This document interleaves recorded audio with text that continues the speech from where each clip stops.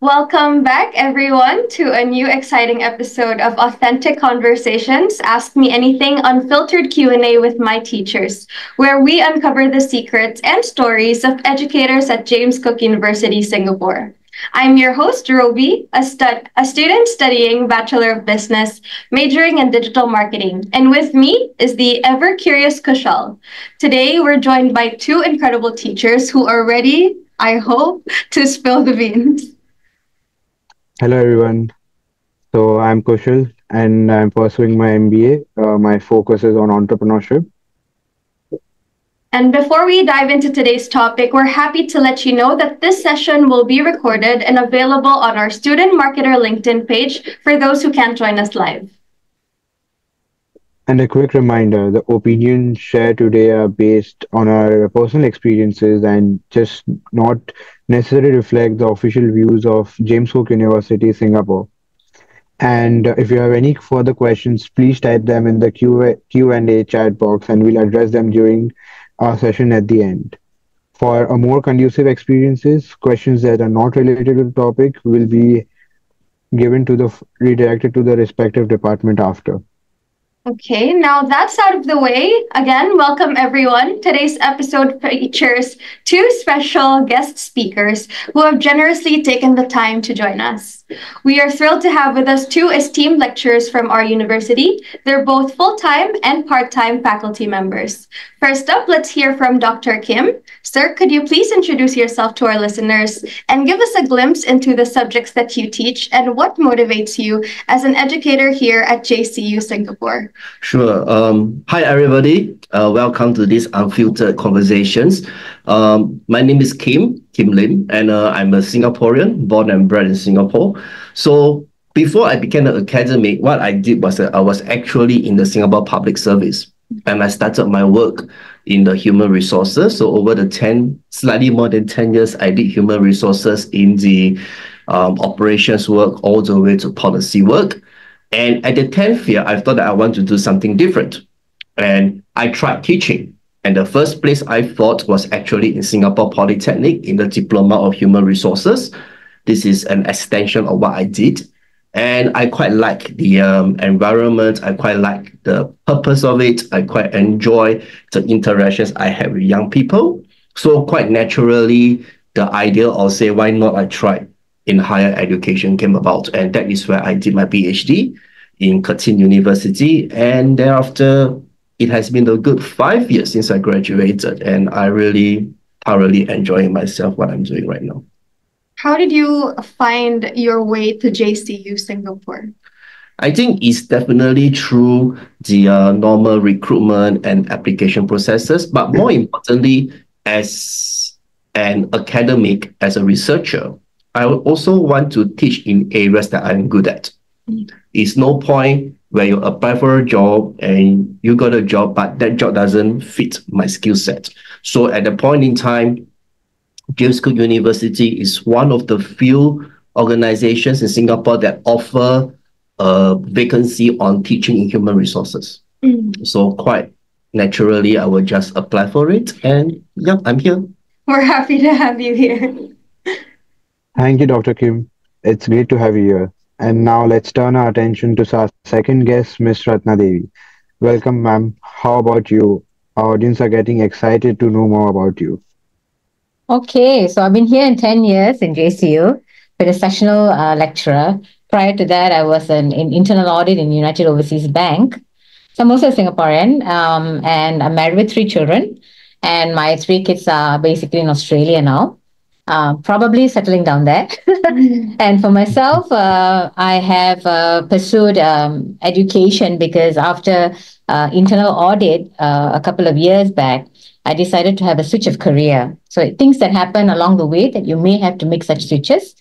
And teaching seemed to be the best opportunity for me because of my auditing skills and risk management, or those kind of skills that you acquire in the banking section. And so accounting would be the best fit in that sense, like what Dr. Kim is talking about, applying the skills and competences and abilities where you can fit well. So, of course, I've also taught in Curtin, in Kaplan, and informatics. And JCU seems to be the best fit again for me. Colleagues, students, academic support. I think everything blends in very well with JCU. I see it in my students as well. Their satisfaction level is pretty high as well over the years that I've seen. So we're going in the right direction in JCU. Other than that, why do I choose JCU? I think I mentioned that's the main reason. And also mentioned why education is my second career. So yeah, I'm also getting my PhD. So that's Oh, another additional a kind of recognition and another achievement. So for me, is for all students is basically pursue your passion. Okay. So that's it's great. really evident that both teachers bring a tremendous dedication to their roles at enriching our students' learning experiences. Before we begin, let's salute our teachers for their unwavering commitment to imparting knowledge to all of their students. Thank you both, Dr. Kim, Ms. Thank Ratna, you. and everybody else in our faculty. Absolutely, Ruby. So let's jump right in. So, Dr. Kim or Miss Ratna, if you could wield any superpower to enhance your teaching, what it would be and how would you use it to inspire our students in James Cook University? So Dr. Kim, would you like to go first? I was about to ask you to go first. All right, I'll go first. I think one of the things that I would really hope to have, if there's really such a thing, is the teleporting. I always think that there is so much things we can learn from people. And one of my philosophy of teaching, which I applied largely in class, is applied based. In university, a lot of things that we learn are theoretical and conceptual. That is important because that gives the foundation. But what's more important or more critical is that you are able to apply what you learned in a real working environment. So what is the best way to do that other than doing internships, going to work, is really hearing from people in the industry, hearing from people who has made it or people who has failed and why they fail.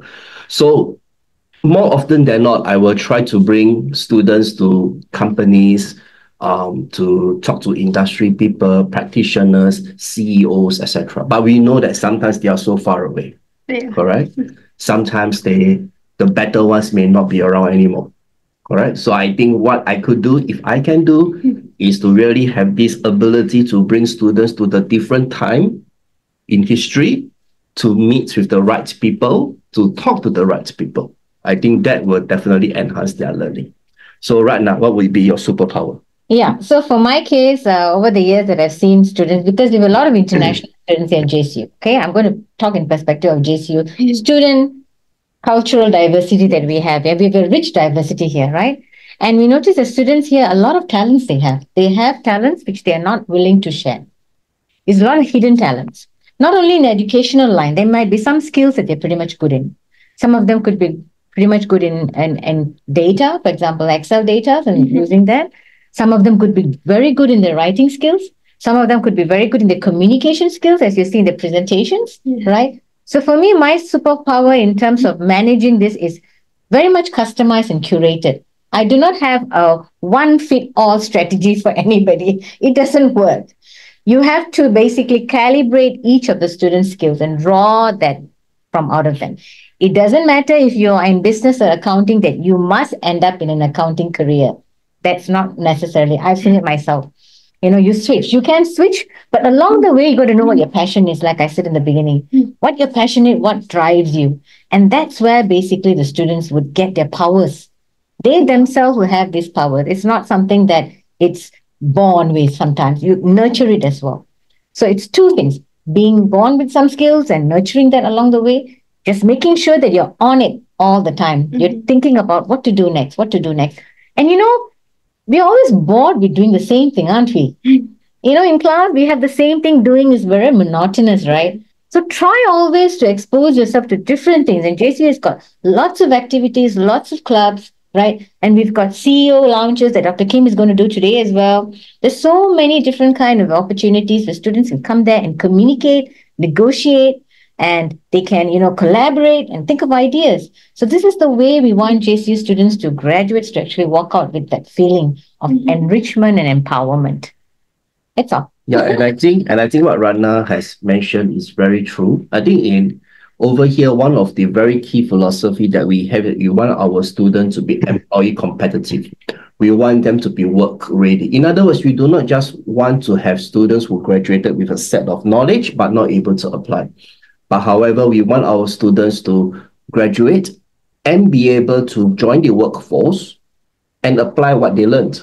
And I think that this is a very key philosophy and a very key belief in this institution. And that is why, what Ms. Ratna said about knowing your motivation, knowing your passion, what I've mentioned about bringing people to meet the industry is all part and parcel of this overall strategy of making our student to be work ready. Another thing I would like to add is, if you're joining the alumni, it's a good way for you to come back to JCU after you work a couple of years, come back with that rich experience, share it with the new groups. What you have learned and what drove you. It's really a beautiful journey that JCU would embrace altogether. All right, come back, guys. Yeah. Sure. Yes, Kushal? Do you have No, anything? I was just agreeing to both of them. Like, yes, we should become an alumni member and come and share experiences, what we have learned through our journey. Yes, Kushal's graduating soon, so you're being called to come back very, very soon. Yeah? Yeah. I think our teachers here already have a superpower. They don't need to wish for more. I think the strongest one, as we can all see, is passion, right? Okay. Yeah. So now let's turn to a different perspective. What type of students do you find the most interesting or challenging to teach? And what would make you say so? This is a very good question. Miss Rana? Okay. Challenging, I would say, is most of them, I wouldn't say most. I would say in some classes, there are quite a number of them challenging in the sense of fear, not able to speak up. And that's probably a culture thing that I would say, because I would see different cultures, some cultural backgrounds, you can see they're very loud, they have no fear, they're not inhibited, they're willing to say anything. And, it's good in that sense. But then there's that some groups which are just totally quiet. And I've seen that not only in JCU, but other schools as well. So the problem is trying to get them to, and it doesn't come overnight within a week or 2 weeks, probably take a stretch of time to get them to understand where we're going with our teaching, and you can see slowly that they are understanding this and drawing, and they can draw themselves out, coming out, because they see more and more people talking. And so they don't want to be behind, right? So that's one of the challenges. The other challenge I faced recently is students with learning disabilities. You see, even in our primary schools and secondary schools and colleges, this is not really a very well thought, accepted kind of thing. Like, everybody thinks everybody's normal, but there are lots of kids who are coming out with learning disability, ADHD, dyslexic, right, bipolar. So all these are issues that we have to also note. And I think the government here itself is doing that. JC is also starting to understand all of these issues, because then the assessments will be a bit different. We have to think that not that they are unable to do it, but they may need more time, or they need a different kind of assessment. So those kind of things, I think, is more challenging for me. Other than that, I don't think otherwise. So when we talk about challenging, please do not have the perception that challenging means it must be a character flaw. It's not. Challenging can come in many aspects. It can be something internal. Yes, that's a character flaw. I'm shy. I couldn't speak. But challenging can also come in the form of the circumstances that you are in. Let's say if you are an adult learner, you have a family, and the challenges that come may not be just you do not want to learn, but it's because the distraction that you have in your environment that makes it you quite difficult to focus. So I think this is where I always encourage students, regardless of your life stage, to be open, to share a little bit about the challenges that you face with your respective tutor, your respective lecturer, and work together a solution. To me, is that if I'm an educator, I don't just come in to deliver the knowledge and goes out. No, my philosophy at least is that I come in, I want to help everybody to grow. I want to help everybody to be successful in a certain way. I want to have everybody who goes out, a different person. So I always encourage my students to say that, if you have any challenges, speak to me, talk to me, tell me what you are facing. And I may not have a solution to your challenge because some challenges can be quite private, can be quite difficult, but I can do things within my ability to help you to overcome some of the learning difficulties that you face. Say, for example, I have students who come and tell me that, something is happening at home and the student needs to go home to attend some family emergency. And she talked to me and I said, fine. What I did, I managed to extend her submission deadline by a couple of weeks so that that student can submit later and will not be penalized. So I think it is really having that conversation with the person that is going to teach you, whether is it your supervisor, whether is it your lecturer, and see how they can help you to overcome the challenges. So that is where I think challenging to teach is really where students are not able to open up, to share, have that confidence in the person that is teaching you, because they are all professionals. We will not share your challenges. We will not share your situations out, but we will work with you to see how we can overcome. That's really nice. I think students like myself were very fixated on maintaining a sort of barrier between like our teachers, our lecturers, and ourselves. We want to keep it as professional, maybe. We want to sound smart all the time, say the right thing all the time. As Miss Ratna said, we are sort of living in some kind of fear. So this really shows us that school is also a community more than anything. Exactly. Yeah. Exactly. I always share with students that university is a protected environment. You are protected. So go and do everything that you want. Of course, do the right things. So don't start burning furniture and tear the building down. But go and try it out different aspect of teaching, of learning. Whether is it joining a club, Miss Ratna said that, there's a lot of clubs here. Whether is it to volunteer to be helping out in a community like the student marketeers group. These are the students that spend their time outside of teaching to be here, learning to be here. Whether or not is it to really volunteer yourself for activities to be the ESCO member, like the president or student marketeer is here. So these are the things that will give you a value-added perspective when you graduate. And these are the things that you carry. Because seriously, all right, if as a student, if you don't do such a good job in over here at university, what can go wrong? Nobody will die. Likely you just lose a couple of marks. That's about it.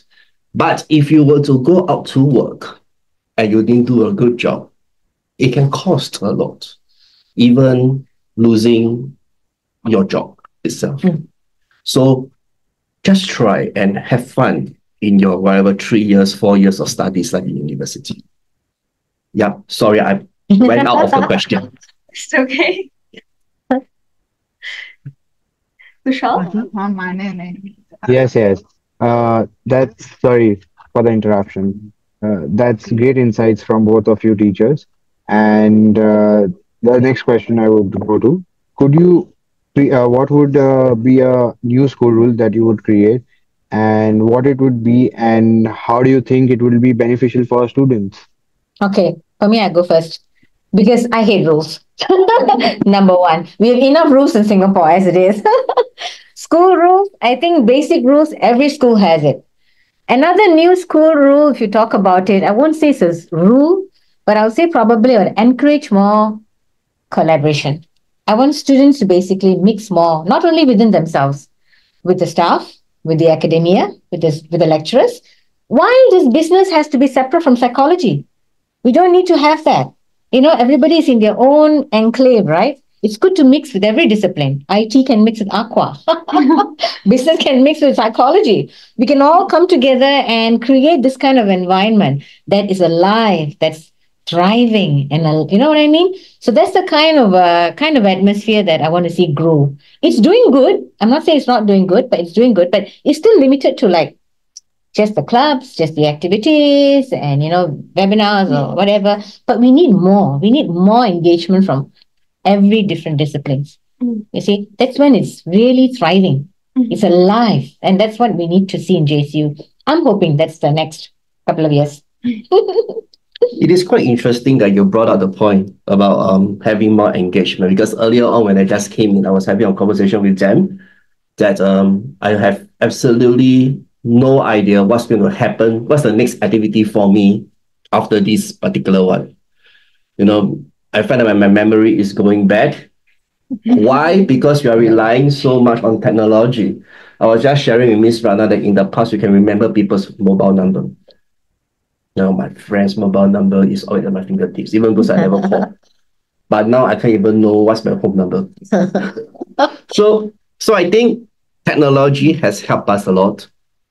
And if there is a rule that I can sort of change, it's like I think we should go back to the basic of doing things how people have done in the past without technology, where we get to say hi to people face to face, where we get to say, how are you face to face, where we share our problems face to face and not just through, messaging application or worse, talking to ChatGPT to get a solution.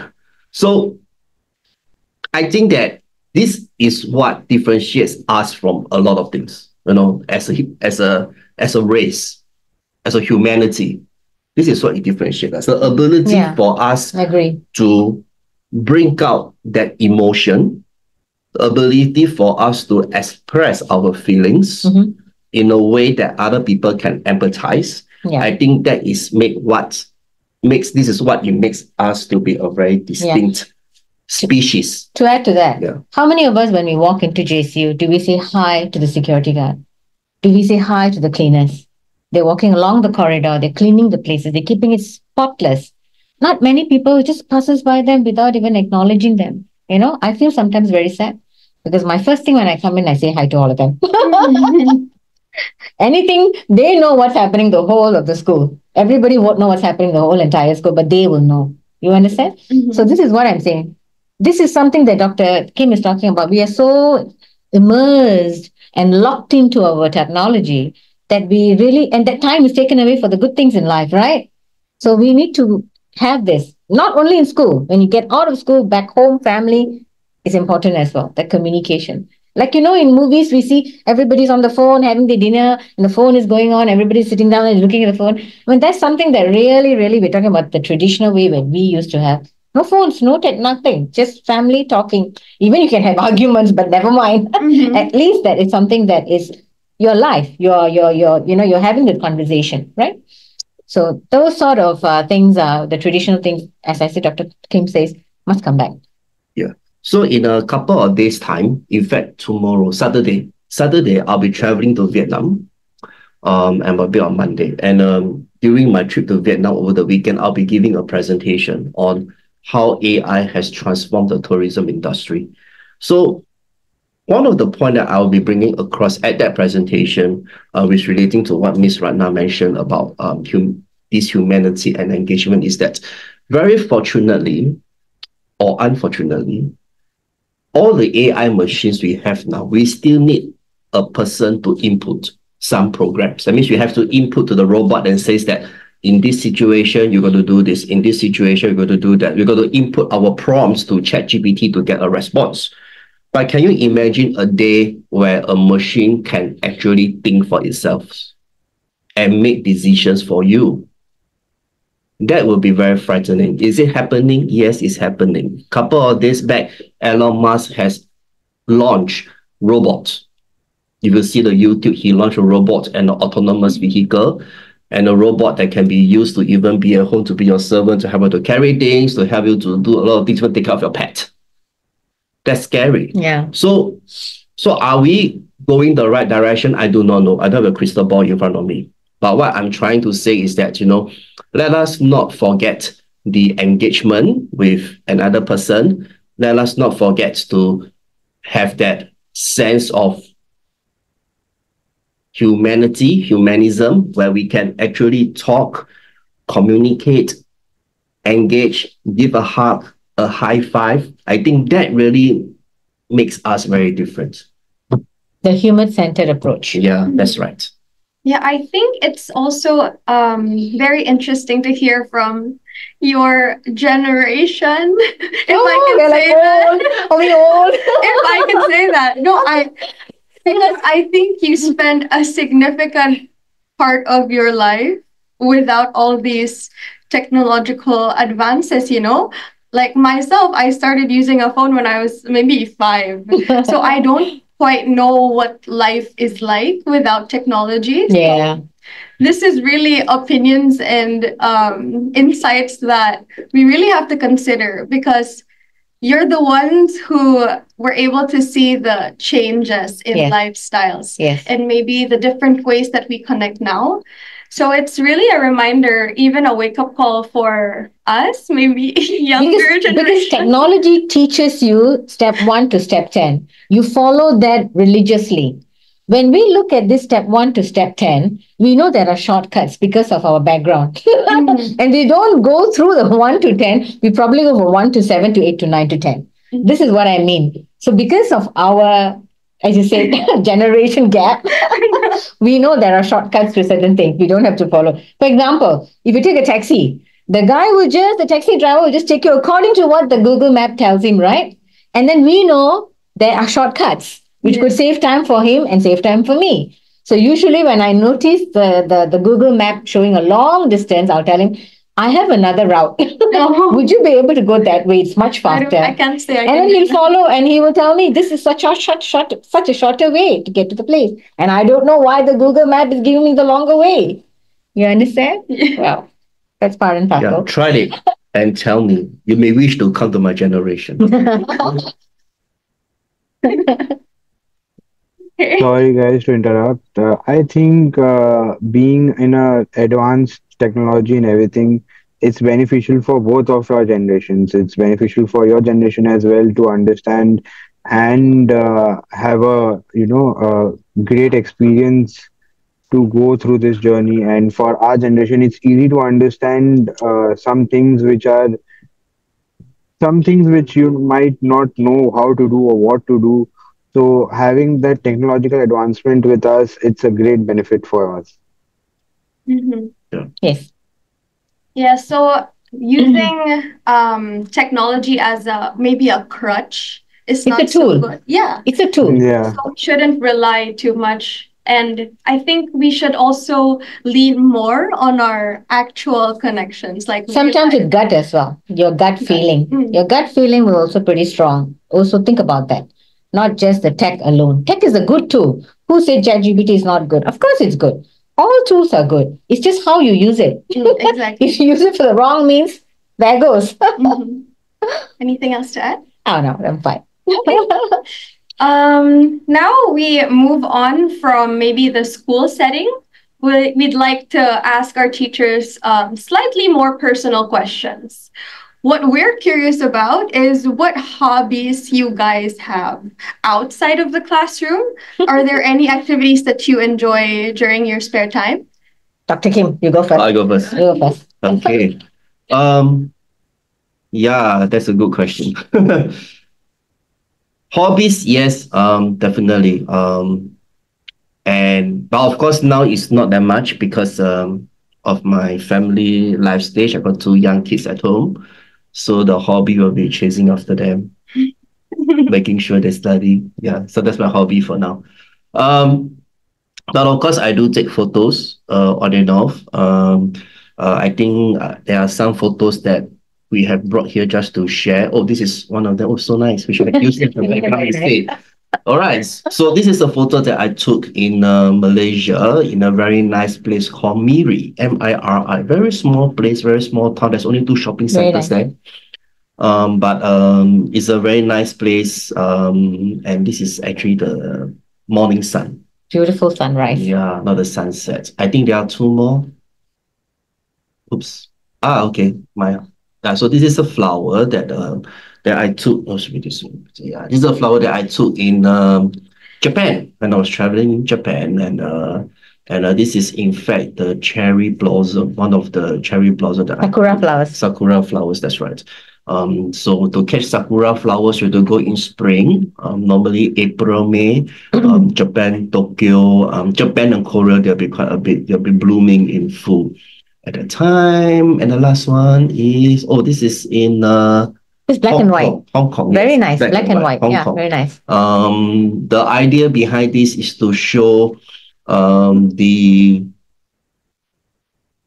concrete jungle, is to show the diversity of corners in a concrete jungle, hence the black and white. So that was the idea and the theme behind when I do these shots. But yes, I love photography, but nowadays not that much because of my family. And I think right now you have something similar as well. Yeah, actually, we do have similar interests, actually, photography. I do a lot of bird photography.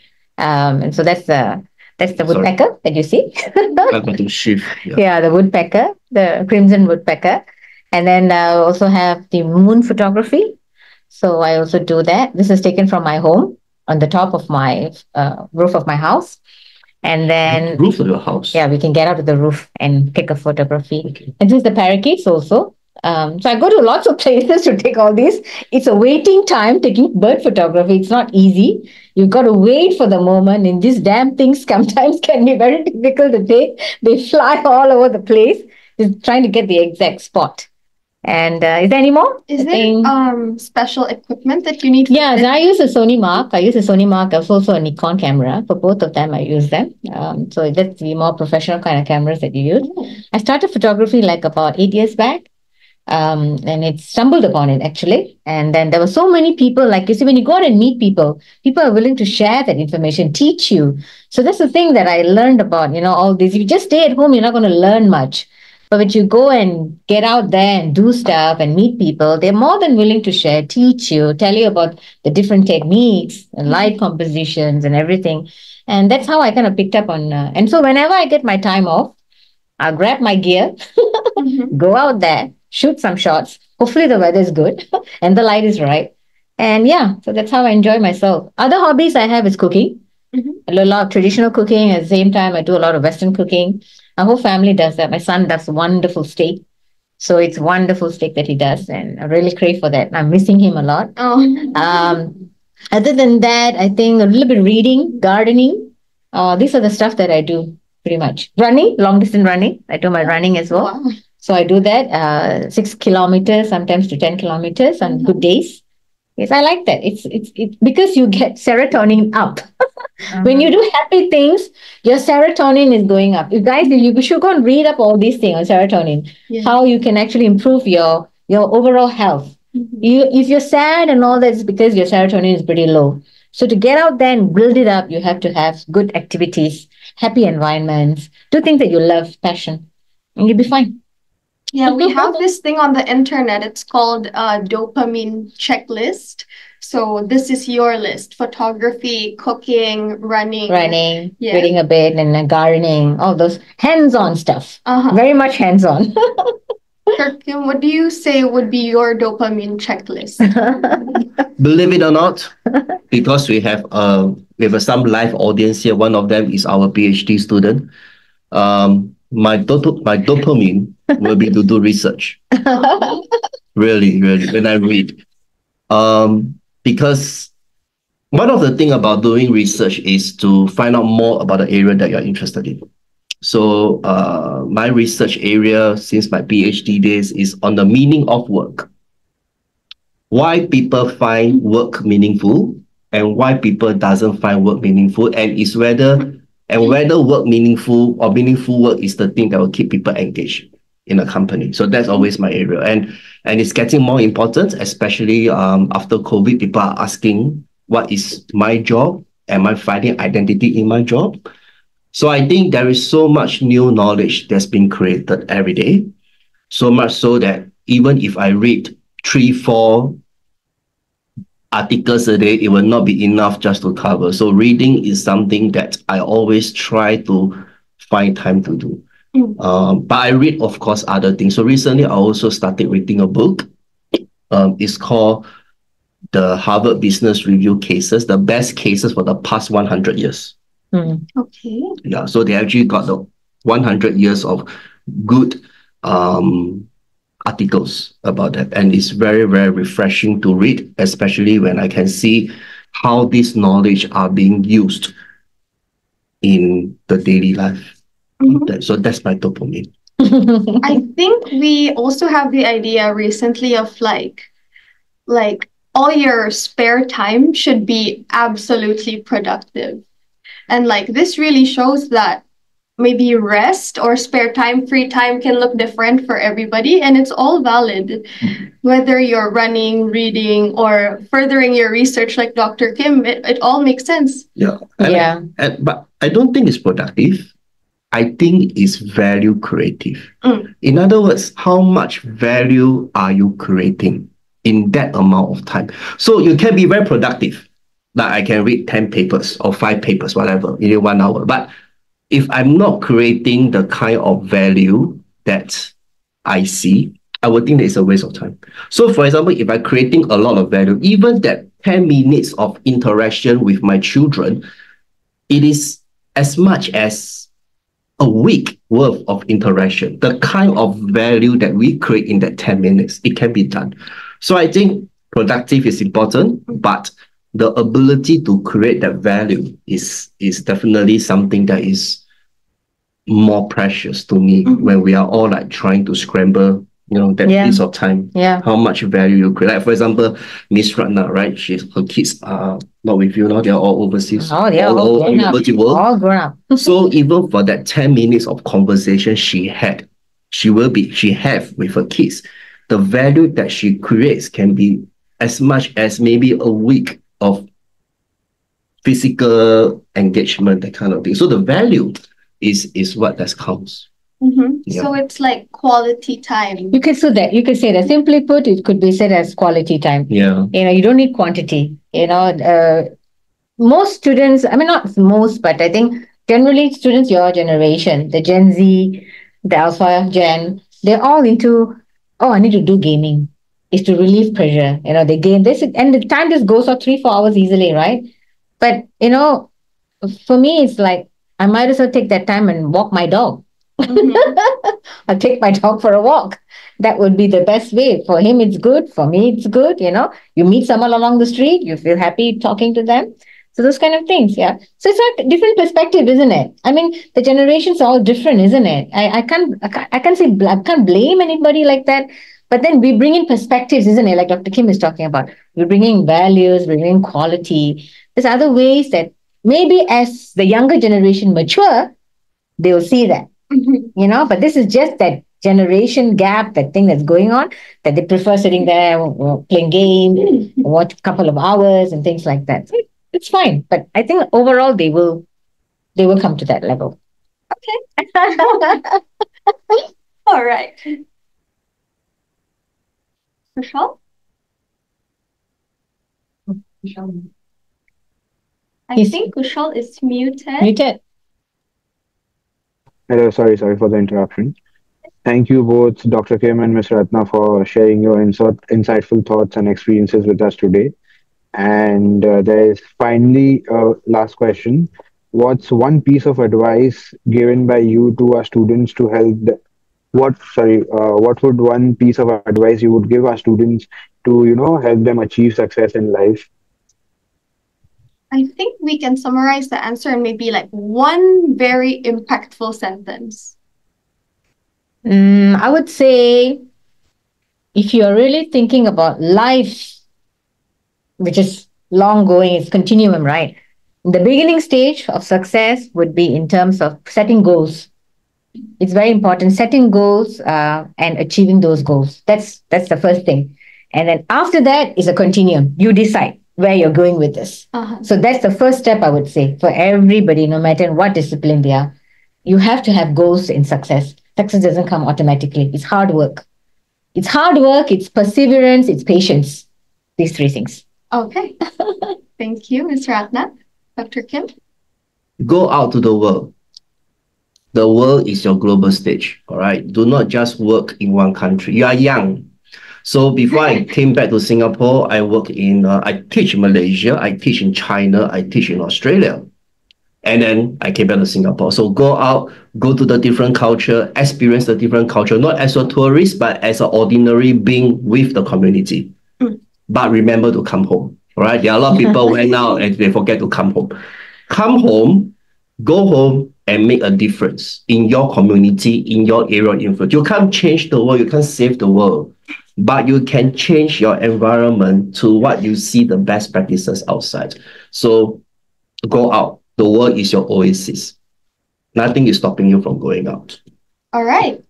So we have set your goals and the world is your stage, but remember to come home. Okay. So we've just heard some incredible insights from Dr. Kim and Ms. Ratna. Now it's time to turn the spotlight to our audience, our listeners. This is your chance to ask those burning questions you've always wanted to ask your teachers to get to know them better beyond the classroom. Totally agree, Ruby. Our audience, whether you're curious about their hobbies, favorite movies, or even their thoughts on the unicorn companies, now is the time to fire away and please don't be shy. We'll be taking questions from our live audience. Let's kick things off. Who's got the first question?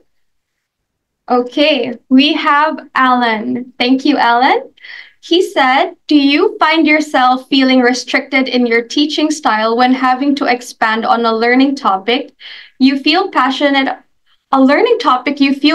about versus having to conform to certain learning modules or styles that is set by the university or MOE even?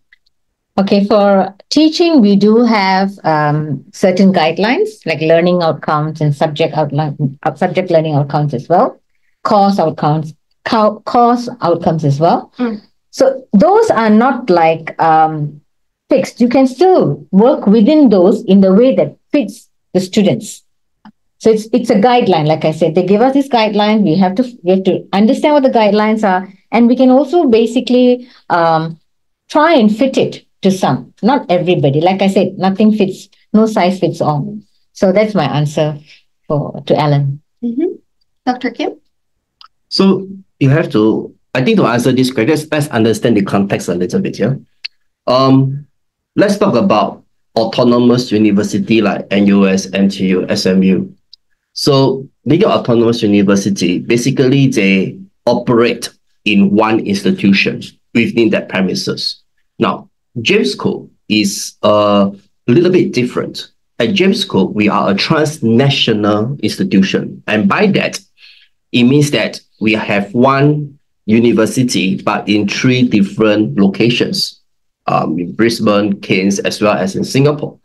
And by that setup, it means that in the module that we are delivering, there need to be some form of consistency. Make sense? It doesn't make sense if I'm attending leadership in Singapore. When I go to Brisbane, it's a totally entire different thing altogether. It doesn't make sense. So there has to be some form of alignment. And this alignment is not to prevent us from being innovative. This alignment is to provide a facility or a pathway for students to even study in different campuses across their curriculum life. That is to say, if I'm a first-year student, I can actually study in Singapore for my first semester. I can study to Australia for my second semester, and I still can learn the same things. So there is definitely some form of alignment that is expected, like what Ms. Rana says, course learning outcome, the unit learning outcome, the assessment, and the content. But how do we deliver is up to us. Say, for example, if I want to deliver leadership in Singapore, for sure, I will mention examples in the Asia-Pacific region. For sure, I will get people to come and speak in this region. But if I were delivering in Australia, I will likely focus on Australia. All right? So there is flexibility, but at the same time, there is some form of standardization we need to observe. But that standardization is not to restrict innovation, but to provide a pathway for students to move and learn across campuses. Yeah? Yes. So like Ms. Ratna said, one size does not fit all. And we just have to make the best of what we have and the guidelines that we have, as long as we're maintaining the standard and the quality. Of course, that's definitely there. Yeah. Okay. Let's extend 5 more minutes as there are quite a few more questions.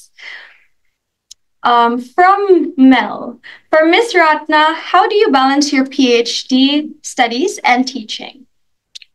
You have to. You have to find the way to do that. My teaching hours are there. I also have a family to take care of. I also try to balance with PhD is something that you really, really have to be dedicated, committed. You're not only working alone, you're working with the supervisors as well. So you have the demands that you have to meet up with. Lots of burning nights. I go to bed sometimes with lack of sleep. But then the next day morning is just like trying to get all that done, finish. And when you do get the right, acknowledgements, and you're on the right track, that's a heap of relief because you're going in the right direction. It's a battle. It's an upside battle, honestly. But it's look where I am today. You just have to be patient and do that. Yeah. She did that. You know that saying? She did that. She slayed. Oh, I see. And Miss Ratna will be graduating on this Saturday. So after this Saturday, we will call her Dr. Ratna. Oh. Yeah, so she'll be Harry Potter. That's because of the motorboard. Yeah, with that hat. Yeah. Amazing. Okay. We have another question from Bobby. Do you ever experience first day jitters? You, Dr. Kim? Of course. Of course. I think everybody have that first day jitters, whether are you teaching. Even now I'm feeling jittery. As you can see, my hand is under the table. But it's really about preparing and really planning what will happen. I'm a person who always believes that we plan for the worst, but we hope for the best. Yes. So everything that we do, we have to plan. So even for, let's say, your traveling, or your choices in career, your choices in education, your choices in even finding a partner, you have to really think through and do your research well and even rehearse if you need to for, let's say, a presentation or the planning. So I think that is the way how I reduce jittery. Yeah. For me, I think I don't walk into my room as though I'm feeling nervous, but I think I'm conscious more, just to see what the mood in the classroom is like. If I ever got nervous is if, let's say, any students should show some disruption, I think that's when I'm thinking how to handle the situation. I probably would have a little bit of jitters at that time, but I calm myself down so that I know how to handle it. There's no point getting nervous. It just adds some problems. So I'll just basically try to calm my nerves and get whatever problem is to solve it or get some help. That's about it. These are good presentation tips for us students also. Yes, it is. Okay. Due to time constraints, we will just be answering the last 2 questions for today. And one of them would be from Barry. What do you think is the most common issue JCUS undergraduate students have, and why do you think it's happening? Okay, I will take this one. I think most of the students I met in undergraduate, a lot of them do not have the confidence of speaking in class.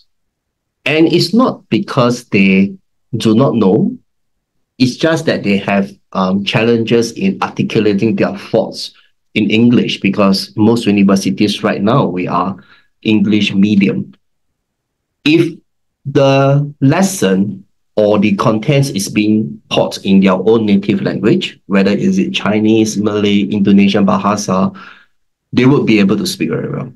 So I think one of the challenge I face is students not able to have that confidence to speak up, which I think Ms. Ratna spoke quite a bit at the beginning. And you just have to step out. Why I think it's happening? Because we are relying so much on mobile phone. Yeah. We can speak very well in mobile phone in a good way. But when it comes to face-to-face, we just can't articulate. That's right. Even in my classes, I never done this before in the previous semesters. In this semester, what I do is I do Google Translate. So I've got a lot of Mandarin students, right, who don't understand certain concepts. And it becomes very difficult for me to move on to the next topic because they have not understood the first topic, the first concepts. And I do Google Translate. I do from Chinese to English, also English to Chinese. And that's when a lot of them wake up from their desk. Otherwise, they'd be just sitting on their phone or on their laptop looking at some other things. And the moment I started doing this strategy, and I pronounce it as well, I pronounce the Mandarin as well, and I'll laugh if I did something wrong because I know I probably said a bad word. And then they will correct me and they get me more engaged. So this is pretty interesting. I don't do this very often at all, honestly, but this is something I thought should be pretty good, and it's working in the right direction. Yeah, but if I can add on to what Miss Ratna says, what she did is fantastic, Googling or translating. But I think that as students, we still have to step out and do that part. Very true. You can't expect every teacher, every lecturer to do that translating for you. Not all teachers are like Miss Ratna. Some will not do that. So I think as university students, I would really hope that students of this higher education can be the one that's taking the proactive steps. Very good. If I do not know, I go and find out. If I'm not sure, I ask. So that is how we learn. Spoon feeding and rote teaching is a starting point. Yeah. It's just like I give you a cup of water. I say that this water is good for you. You must drink. But whether do you want to drink this water is up to you.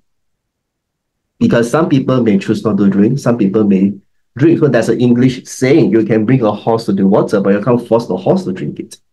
So be proactive, be humble, be open-minded to learn, and you will see that it's not just the language barrier that is stopping you. It's actually the self-confidence that sometimes people have. Very true. Yeah, they will overcome. Very true.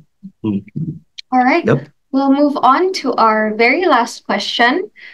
Being in academia, do you face the feeling of isolation? Farisa says she's a postgrad student and they deal with research papers and books, which sometimes the family and friends may not be able to relate to. I'm not sure what she meant by what Farisa is talking about in terms of that we deal with a lot of books, which sometimes the family and friends may not be. Is she looking for somebody in JCU to help out? Maybe. If that's the case, there's no reason for her to feel isolated. There's so much of help here. All she needs to do is just reach out to those people that she thinks that have that knowledge. And we have our staff, faculty, all the publications that they have done and what they're researching into. Just reach out to them. They're more than happy to actually help her out. Maybe. I hope, Farisa, this explains it. There's no need to feel any isolation here at all, Yeah.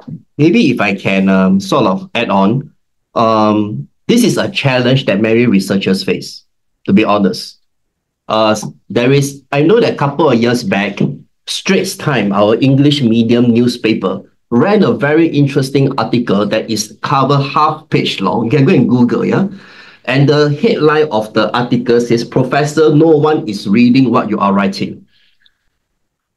And it's very true because when we do research, we often focus on a lot of technical jargons that the industry or even layman doesn't understand. So that is a challenge of a researcher. How can we make our findings accessible to people? How can we make our findings such that even the layman knows what I'm trying to say? Like, for example, I put meaning of work. That's very technical. If I use terms like structural equation modeling, convergent validity, discriminant, nobody will understand what I'm trying to say. But if I were to make it in a very simple layman terms, that is where people were able to relate. So feeling of isolation is when you do not go out and mix with people.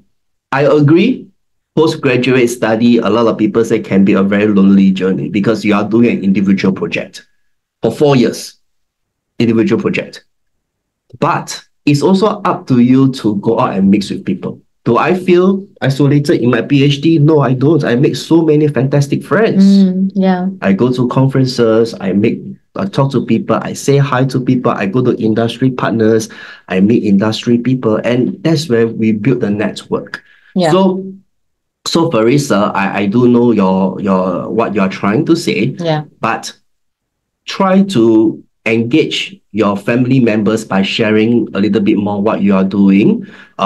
Maybe you can even show them some live examples of your research. Like let's say you're doing a research on consumer behavior, right? You know, then you see this is part of my research. Why people choose to willing to spend a little bit more to buy more expensive products, but environmental friendly, you know, then people don't buy that I've kind of also thing. seen people post on ResearchGate. You can also go there and put in your doubts or whatever you're talking about, certain thing. Maybe you've done a paper or you're writing a paper and you're understanding. I know ResearchGate is another best place that actually you can place all these questions there, and people respond, honestly. All right, that's all. So the key is to put yourself out there, right? Yeah. Okay. So it's been an extremely fun session. Our biggest thanks to Dr. Kim and soon to be Dr. Ratna for their candid and insightful responses today. Absolutely, Umi. We have truly gotten to know our teachers on a whole new level. Hearing their unfiltered thoughts and experiences, it's clear that teaching isn't just a job, but it's a passion for them and a commitment to shaping the futures of young minds and young talents in James University. Yeah, Kushal's right. So, teachers, we salute you for the dedication and inspiration you bring to our lives every day. If we left any of your questions unanswered or you're simply curious about James Cook University, our staff and students are available for you to chat with by going on our website and selecting Chat with our students or scan the QR code here. Absolutely, Ruby. I think the audience would love to do that. So, our listeners, whether you're a prospective student considering James Cook University, Singapore, or simply curious about the education life in Singapore, we hope today's episode has given you valuable insights into the nurturing environment here, where teachers truly care about your success. But remember, it doesn't end with academics. What also matters is fostering a supportive community that prepares you for life's challenges and opportunities. As we saw today, your teachers are very much human too. We hope that today inspired you to stay true to your authentic self. Thank you all for joining us. Until next time. Keep dreaming. Keep learning. And keep making a difference.